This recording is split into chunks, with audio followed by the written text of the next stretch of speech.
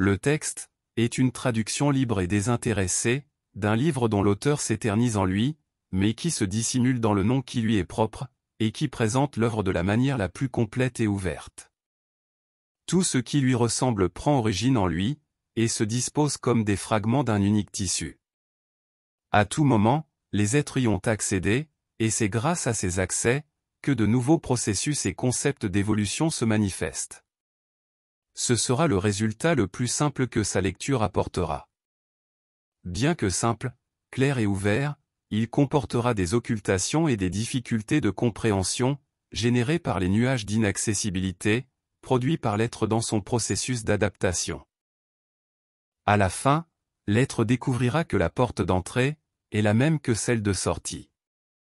Il percevra l'absurdité de la peur et du désespoir de perdre la jeunesse, la beauté, les créations, les conquêtes, et les convictions si douloureusement acceptées. Il percevra également les stimulations issues des compliments faciles et l'absurdité de l'obligation de laisser un héritage. Cependant, tout ce qui semble être laissé ne se compare pas à ce qui, auparavant, a été abandonné. À un moment donné, l'être est enclin à abandonner, mais ce n'est pas un chemin de renoncement, c'est un chemin de résistance, même face à la fausseté de croire que ce chemin est sans saveur, et que cela ne sert à rien d'être dans un lieu sans titre, sans conquête, sans possession, et sans toutes sortes de plaisirs.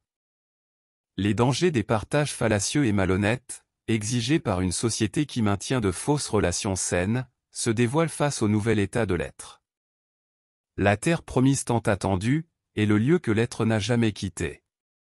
Tout se résume à l'état de l'être, entre soleil et ombre, avec plus ou moins de luminosité. Le chemin forme, affine, et décante l'être, le menant à l'éclat originel où la conscience l'abrite. Le voyage au centre de la Terre, c'est-à-dire, au centre de soi-même, est un chemin épineux, qui confronte ce qui est connu, avec ce qui a été oublié.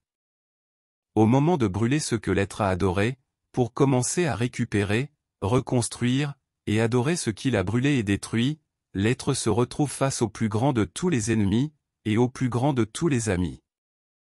La sagesse fait de l'intelligence une alliée, et l'être ouvre les portes à la perception qui lui était auparavant cachée, laquelle montre et démontre la connaissance artificielle, qui a poussé l'être à de grands dévouements envers des choses insignifiantes.